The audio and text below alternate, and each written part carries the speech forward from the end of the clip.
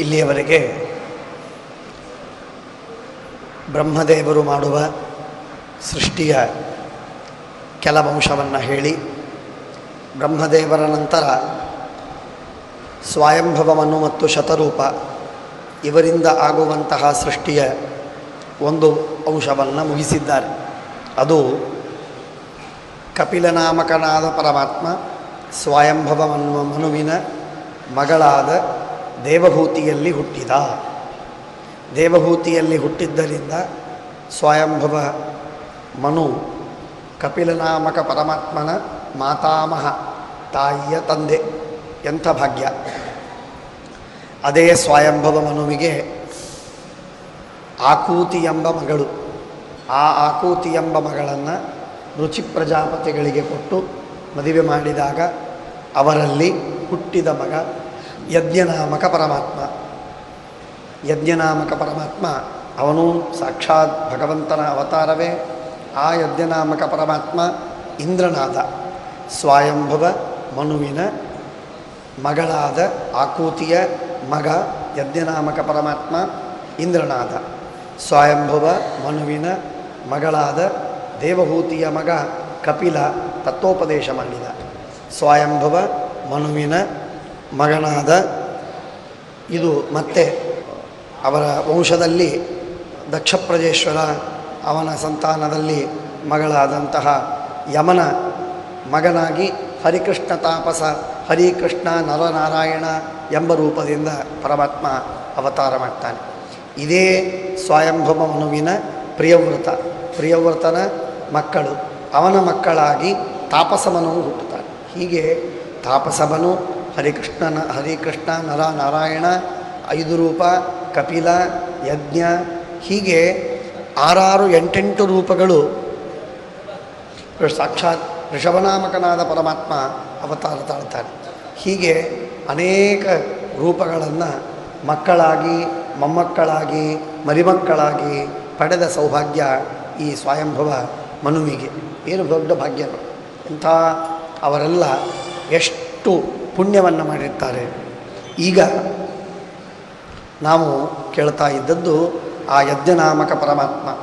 ಯಜ್ಞನಾಮಕ ಪರಮಾತ್ಮನನ್ನು ರುಚಿ ಪ್ರಜಾಪತಿಗೆ ಆಕೂತಿಯನ್ನು ಮದುವೆ ಮಾಡಿಕೊಟ್ಟಾಗ ಹುಟ್ಟಿದ ಯಜ್ಞನಾಮಕ ಪರಮಾತ್ಮ.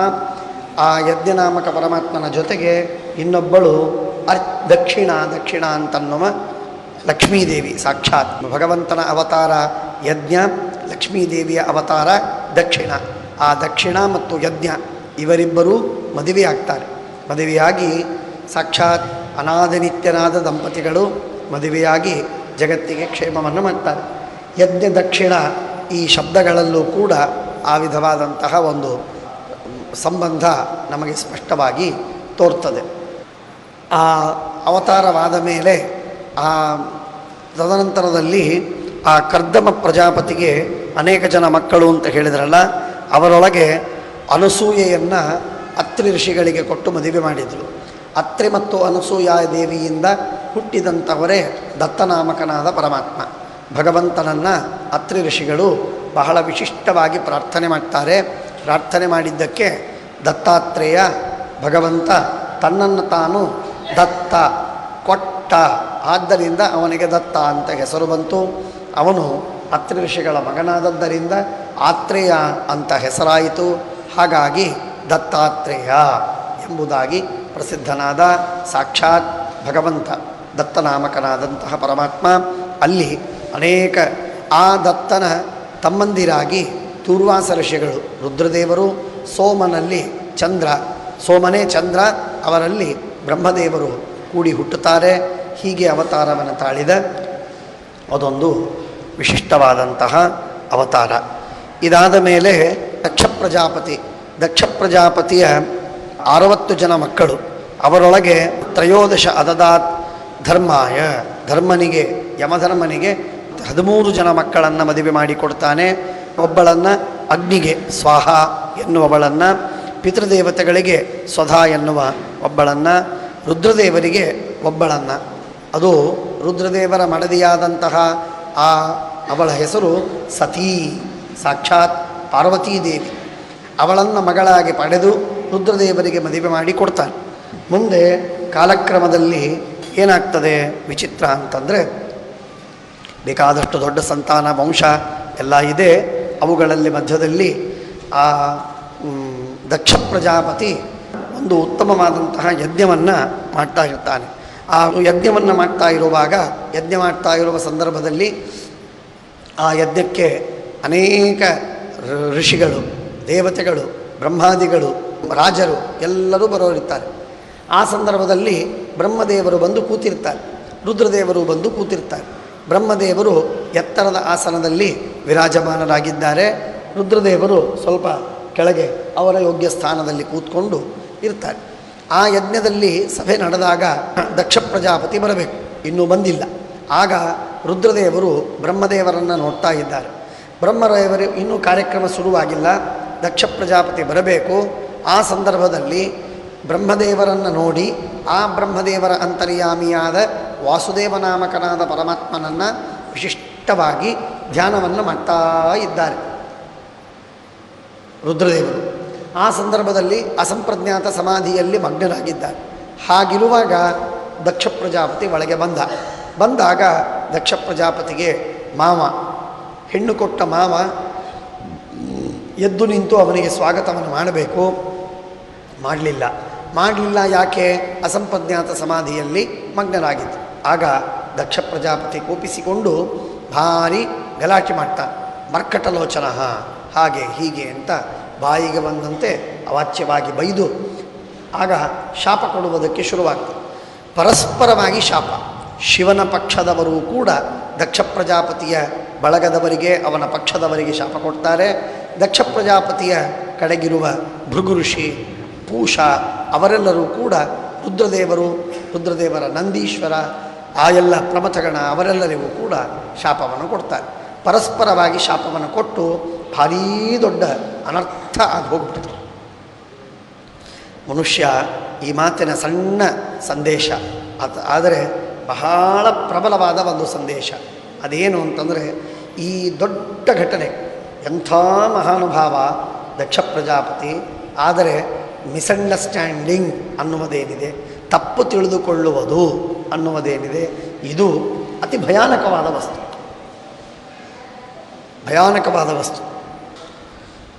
ಯಾಕೆ ಅಂತಂದರೆ, ವಾಸ್ತವಿಕವಾಗಿ ಯಾರಾದರೂ ನಮ್ಮನ್ನು ದ್ವೇಷ ಮಾಡಿದರೆ, ನಮಗೆ ಅಪಾಯ ಮಾಡಿದರೆ, ಅನರ್ಥವನ್ನು ಮಾಡಿದರೆ, ಆಗ ಅವಶ್ಯವಾಗಿ ನಾವು ಸಿಟ್ಟಿಗೆ ಬಂದರೆ ಅರ್ಥ ಇದೆ. ಆದರೆ ಯಾರು ನಮ್ಮನ್ನು ಅವಮಾನ ಮಾಡಬೇಕು ಅಂತ ಅಂದ್ಕೊಂಡಿಲ್ಲ, ಅವಮಾನ ಮಾಡುವ ಪ್ರಯತ್ನದಲ್ಲೇ ಇಲ್ಲ, ಇಂಥವರು ನಮಗೆ ಅವಮಾನ ಆಯಿತು ಅಂತ ಹೇಳಿ ನಾವು ಅವರನ್ನು ತಿಳಿದರೆ, ಆಗ ಆ ತಪ್ಪು ತಿಳುವಳಿಕೆಯಿಂದ ಎಂಥ ಘೋರವಾದ ಅನರ್ಥವಾಯಿತಲ್ಲ ಇದು. ಎಷ್ಟರ ಮಟ್ಟಿಗೆ ಹೋಯಿತು ಈ ಅನರ್ಥ? ಮುಂದೆ ಕಥೆ ಪ್ರಸಿದ್ಧವಾಗಿದೆ, ನಾನು ವಿಸ್ತಾರವಾಗಿ ಹೇಳುವುದಿಲ್ಲ. ಸಂದೇಶವನ್ನಷ್ಟೇ ತಿಳಿದು ಒಂದೆರಡು ಶ್ಲೋಕಗಳನ್ನು ಹೇಳಿ ಮುಂದಕ್ಕೆ ಹೋಗೋಣ. ಹಾಗಾಗಿ ಆ ತಪ್ಪು ತಿಳುವಳಿಕೆ ಅನ್ನುವಂತಹ ಒಂದು ಮನುಷ್ಯನ ಒಂದು ಪ್ರವೃತ್ತಿ. ಕೆಲವು ಜೀವರಾಶಿಗಳಿರ್ತಾರೆ, ಕೆಲವು ವಿಚಿತ್ರವಾದ ಜೀವರಾಶಿಗಳು, ಅವು ಸ್ಯಾಂಪಲ್ಗಳು. ಅಂಥ ಜೀವರಾಶಿಗಳು ಕಮ್ಮಿ. ಅವರು ತಪ್ಪು ತಿಳುಕೊಳ್ಳುವುದಕ್ಕಾಗಿಯೇ ಹುಟ್ಟಿದವರು. Born to misunderstand, born to win ಅಂತ ಪುಸ್ತಕ ಬರೆದಿತ್ತಲ್ಲ, ಹಾಗೆ ಬಾರ್ನ್ ಟು ಮಿಸ್ಅಂಡರ್ಸ್ಟ್ಯಾಂಡ್. ದುರ್ದೈವಿಗಳು ಅಂದರೆ ದುರ್ದೈವಿಗಳು, ಎಲ್ಲವನ್ನೂ ತಪ್ಪು ತಿಳಿದು. ಕರೆದ ನನ್ನ, ಕರಿದೇ ಇದ್ದರೆ ಮಾತಾಡಿಸಲೇ ಇಲ್ಲ. ಆ ವಿಚಿತ್ರವಾದ ಸ್ವಭಾವ. ಅದರಿಂದ ಏನಾಗತ್ತೆ ಅಂದರೆ, ಮನುಷ್ಯ ಕಾರಣವಿಲ್ಲದೆ ಕೊರಗುತ್ತಾನೆ. ಸಮಾಜ ವಿನಾಕಾರಣವಾಗಿ ಪ್ರಕ್ಷುಬ್ಧವಾಗ್ತದೆ. ಮನಸ್ಸು ಬಹಳ ವಿಷಕಲಿತವಾಗ್ತದೆ, ತುಂಡಾಗ್ತದೆ, ಕಿಲ್ಬಿಷ ಬರ್ತದೆ. ಆದ್ದರಿಂದ ಮೊದಲೇ ರಾಗದ್ವೇಷಗಳಿಂದ, ಅಪಾಯಗಳಿಂದ ಬೇಕಾದಷ್ಟು ಅನರ್ಥವನ್ನು ಅನುಭವಿಸ್ತಿರ್ತೇವೆ. ಇಲ್ಲದ ಭಾವನೆಗಳನ್ನು ನಾವು ತಿಳಿದು ಆರೋಪ ಮಾಡಿ ನಾವು ಹೀಗೆಲ್ಲ ಮಾಡುವುದು ಅನರ್ಥ. ಅದು ದಕ್ಷ ಪ್ರಜಾಪತಿ ಮಾಡಿದ್ದು. ರುದ್ರದೇವರು ಶಾಂತರಾಗಿದ್ದರು, ಅವರಿಗೇನು ಭಾವನೆ ಇಲ್ಲ. ಅವರು ಹೊರಟೇ ಹೋಗಿಬಿಟ್ರು. ಆಯಿತು. ಇಷ್ಟೆಲ್ಲ ಆದ ಮೇಲೆ, ಎಷ್ಟೋ ದಿವಸವಾದ ಮೇಲೆ ಆ ದಕ್ಷ ಪ್ರಜಾಪತಿಗೆ ವಿಚಿತ್ರ ಏನು ಅಂದರೆ ಅವನೊಂದು ದೊಡ್ಡ ಯಜ್ಞವನ್ನು ಮಾಡುವುದಕ್ಕೆ ಹೊರಟ ಅವನೇ ಸ್ವಂತವಾಗಿ. ಆ ಸ್ವಂತ ಯಜ್ಞವನ್ನು ಮಾಡುವ ಸಂದರ್ಭದಲ್ಲಿ ಎಲ್ಲ ದೇವತೆಗಳಿಗೆ, ಋಷಿಗಳಿಗೆ, ಎಲ್ಲರಿಗೆ ಆಮಂತ್ರಣ ಕೊಟ್ಟಿದ್ದಾನೆ. ಕೈಲಾಸದ ಮೇಲಿಂದಲೇ ಎಲ್ಲರೂ ದಕ್ಷ ಮಾಡುವ ಯಜ್ಞಕ್ಕೆ ಹೋಗ್ತಾ ಇದ್ದಾರೆ. ಕೈಲಾಸದ ಮೇಲಿಂದ ವಿಮಾನದಲ್ಲಿ ಹೋಗ್ತಾ ಇರುವುದನ್ನು ನೋಡಿ ಪಾರ್ವತೀ ದೇವಿ ಅರ್ಥಾತ್ ಸತೀದೇವಿ ಬಹಳ ದುಃಖದಿಂದ ಹೇಳ್ತಾಳೆ, ಎಲ್ಲಿ ಹೋಗ್ತಾ ಯಾರಿಗೆ ಕೇಳಿದಾಗ ಹೇಳಿದರು, ನಿಮ್ಮ ತಂದೆ ಮನೆಯಲ್ಲೇ ಹೋಗ್ತಾ ಇದ್ದೀವಿ, ಅಲ್ಲೇ ದೊಡ್ಡ ಯಜ್ಞವಿದೆ, ನಾವೆಲ್ಲ ಹೋಗ್ತಾ ಇದ್ದೀವಿ, ನೀನು ಬರೋದಿಲ್ಲೇನು, ಗೊತ್ತೇ ಇಲ್ಲ, ಆಮಂತ್ರಣವೇ ಕೊಟ್ಟಿಲ್ಲ. ತುಂಬ ದುಃಖವಾಗಿ ಗಂಡನಿಗೆ ಕೇಳಿಕೊಳ್ತಾರೆ. ರುದ್ರದೇವರಿಗೆ ಕೇಳಿದರೆ ರುದ್ರದೇವರಂತಾರೆ, ಹೋಗಬಾರದು, ಆಮಂತ್ರಣವಿಲ್ಲ, ಹೋಗಬಾರದು. ಆಗ ಸತೀದೇವಿ ಅಂತಾಳೆ, ಹಾಗಲ್ಲ, ಆಮಂತ್ರಣವಿಲ್ಲದೆ ಇದ್ದರೆ ಹೋಗೋದೇನು, ಆಮಂತ್ರಣ ಬೇಕಾಕೆ, ನಮ್ಮ ತಂದೆ ಮನೆಗೆ, ಗಂಡನ ಮನೆಗೆ, ಗುರುಗಳ ಮನೆಗೆ ಆಮಂತ್ರಣ ಬೇಕಾಗಿಲ್ಲ. ಆದ್ದರಿಂದ ತಂದೆ, ಗುರುಗಳು, ಗಂಡ ಈ ಮೂವರ ಮನೆಗೆ ಗಂಡ ಮನೆಗೆ ಕರೀಲಿ ಅಂತ ಹೇಳಿ ಆಮಂತ್ರಣವನ್ನು ಅಪೇಕ್ಷಿಸಬಾರ್ದು. ದಡ್ಡತನ, ಮೂರ್ಖತನದ ಮಾತು. ಹಾಗೆ ಇದು ತಂದೆ ಮನೆ, ಆದ್ದರಿಂದ ನಾನು ಹೋಗ್ತೇನೆ, ಅವರು ನನ್ನ ಕರೀದೇ ಇದ್ದರೂ ಚಿಂತಿಲ್ಲ. ಆಗ ರುದ್ರದೇವರು ಒಂದು ಎಚ್ಚರವನ್ನು ಮಾಡ್ತಾರೆ, ಎಚ್ಚರ ಕೊಡ್ತಾರೆ, ಹಾಗೆ ತಿಳ್ಕೊಬೇಡ, ನಿಜ ತಂದೆ ಮನೆಗೆ ಕರೀದೇ ಇದ್ದರೂ ಹೋಗಬಹುದು, ಅವಶ್ಯವಾಗಿ ಹೋಗಬೇಕು. ಆದರೆ ಯಾವಾಗ ತೇ ಯದ್ಯನುತ್ಪಾದಿತ ದೋಷ ದೃಷ್ಟಯ, ನಮ್ಮ ಬಗ್ಗೆ ಅವರು ತಪ್ಪು ತಿಳಿದುಕೊಳ್ಳದೇ ಇದ್ದರೆ, ನಮ್ಮ ಬಗ್ಗೆ ಸಿಟ್ಟು ಸೆಡವು ಇಲ್ಲದೇ ಇದ್ದರೆ ಆಗ ಅವಶ್ಯವಾಗಿ ಅವರ ಮನೆಗೆ ಹೋಗಬಹುದು, ಯಾವ ಅನರ್ಥವಿಲ್ಲ. ಅವರು ನಮ್ಮನ್ನು ತಪ್ಪು ತಿಳಿದುಕೊಂಡಿದ್ದರೆ, ನಾವು ಬರಬಾರದು ಎಂದು ಅಂದ್ಕೊಂಡಿದ್ದರೆ ಆಗ ಅವರ ಮನೆಗೆ ಹೋಗುವುದರಲ್ಲಿ ಅರ್ಥವಿಲ್ಲ. ಅದರಿಂದ ನಾನಾ ವಿಧವಾದಂತಹ ಅನರ್ಥವಾಗುವ ಸಂಭವವಿದೆ. ಆದ್ದರಿಂದ ಹೋಗಬೇಡ ಅಂತ ಹೇಳಿದರೂ ಕೇಳಲಿಲ್ಲ ಸತೀದೇವಿ, ಏನಾದರೂ ಹೋಗಬೇಕು. ಆಗ ರುದ್ರದೇವರಂತಾರೆ, ಇಲ್ಲಿದ್ದರೂ ಅವಳು ಸಾಯ್ತಾಳೆ, ನಾನು ಕಳಿಸಿಲ್ಲ ಅಂತ ಸಾಯ್ತಾಳೆ, ಅಲ್ಲಿ ಹೋದರೂ ಸಾಯ್ತಾಳೆ, ದೇವರ ಇಚ್ಛೆ ಏನಾಗ್ತದೋ ಆಗಲಿ ಅಂತ ಸುಮ್ಮನಿರ್ತಾರೆ, ಹೋಗಿಯೇ ಬಿಡ್ತಾಳೆ ಸತೀದೇವಿ. ಆಗ ತಮ್ಮ ಗಣವನ್ನು, ಭೂತಪ್ರೇತಾದಿಗಳ ಪ್ರಮಥ ಗಣವನ್ನು ಜೊತೆಗೆ ಕೊಟ್ಟು ಕಳಿಸ್ತಾಳೆ. ರುದ್ರದೇವರು ಹೋಗ್ತಾಳೆ. ಹೋಗಿ ನೋಡಿದರೆ ತಂದೆ ನೋಡಿಯೂ ನೋಡದಿದ್ದಂತೆ ಮಾತೇ ಆಡಿಸುವುದಿಲ್ಲ. ಅಕ್ಕ ತಂಗಿಯರು ಮಾತಾಡಿಸ್ತಾರೆ, ತಾಯಿ ಮಾತಾಡಿಸ್ತಾಳೆ, ಬಹಳ ಉಳಿದ ಯಾವ ಜನರೂ ಮಾತಾಡಿಸುವುದಿಲ್ಲ. ಯಾಕೆ ಅಂದರೆ ಯಜಮಾನ ದಕ್ಷ, ಆ ದಕ್ಷನಿಗೆ ಇವರ ಮೇಲೆ ಕೋಪವಿದೆ ಅಂತ ಗೊತ್ತು. ನಾವೇನಾದರೂ ಈ ಸತೀದೇವಿಯನ್ನು ಮಾತಾಡಿಸಿಬಿಟ್ರೆ ನಮ್ಮನ್ನು ಬ್ಲ್ಯಾಕ್ ಲಿಸ್ಟ್ ಒಳಗೆ ಹಾಕ್ತಾನೆ. ಇದೊಂದು ಕೆಲವು ಊರಿನಲ್ಲಿ, ಕೆಲವು ಸಂಪ್ರದಾಯದಲ್ಲಿ, ಕೆಲವು ಕಡೆಗೆ ಇದನ್ನು ನಾವು ಕಾಣ್ತೇವೆ. ಕೆಲವು ಸಮಾಜದಲ್ಲಿ ಈ ತರಹದ್ದು. ಯಾರ ಜೊತೆಗಾದರೂ ಮಾತಾಡೋದಕ್ಕೆ ಹೋದರೆ ಇವನು ಆ ಪಾರ್ಟಿ ಅಂತ ಅಂದ್ಬಿಡೋದು, ಈಚೆ ಮಾತಾಡೋದಕ್ಕೆ ಬಂದರೆ ಈ ಪಾರ್ಟಿ ಅಂತ ಅನ್ನೋದು. ಹೀಗೆ ಇದು ಪಾರ್ಟಿ ಪಾರ್ಟಿ ಪಾರ್ಟಿ ಪಾರ್ಟಿ ತಲೆ ಹೋಳಿಸು, ಭಾರೀ ಅನರ್ಥಕಾರಿ. ಹಾಗೆ ಸತೀದೇವಿಯನ್ನು ಯಾರಾದರೂ ಮಾತಾಡಿಸಿದ್ರು ಅಂತಂದರೆ ಆ ದಕ್ಷ ಪ್ರಜಾಪತಿ ಕೋಪಿಸ್ಕೊಳ್ತಾನೆ. ಆದ್ದರಿಂದ ನಾವು ಯಾರೂ ಮಾತಾಡಿಸಬಾರ್ದು ಅಂತ ತಮ್ಮಷ್ಟಕ್ಕೆ ತಾವೇ ವಿಚಾರ ಮಾಡಿ ಎಲ್ಲರೂ ಬಿಟ್ಟುಬಿಟ್ಟಿದ್ದಾರೆ. ಸತೀದೇವಿಗೆ ಯಾರೂ ಮಾತಾಡಿಸಲಿಲ್ಲ, ಕೇವಲ ಅಕ್ಕ ತಂಗಿಯರು ಮಾತ್ರ ಮಾತಾಡಿಸಿದರು. ಆಯಿತು, ಅವಳಿಗೆ ಬಹಳ ದುಃಖವಾಯಿತು. ಅದು ಇರಲಿ, ಆದರೆ ಅದನ್ನೆಲ್ಲ ಸಹನೆ ಮಾಡಿದ್ಲು. ಆದರೆ ನೋಡ್ತಾಳೆ, ಯಜ್ಞದಲ್ಲಿ ಬೇರೆ ಬೇರೆ ಬೇರೆ ಬೇರೆ ದೇವತೆಗಳಿಗೆಲ್ಲ ಸ್ಥಾನವಿತ್ತು, ರುದ್ರದೇವರಿಗೆ ಮಾತ್ರ ಸ್ಥಾನವಿರಲಿಲ್ಲ. ಮನಸ್ಸಿಗೆ ನೋವಾಯಿತು.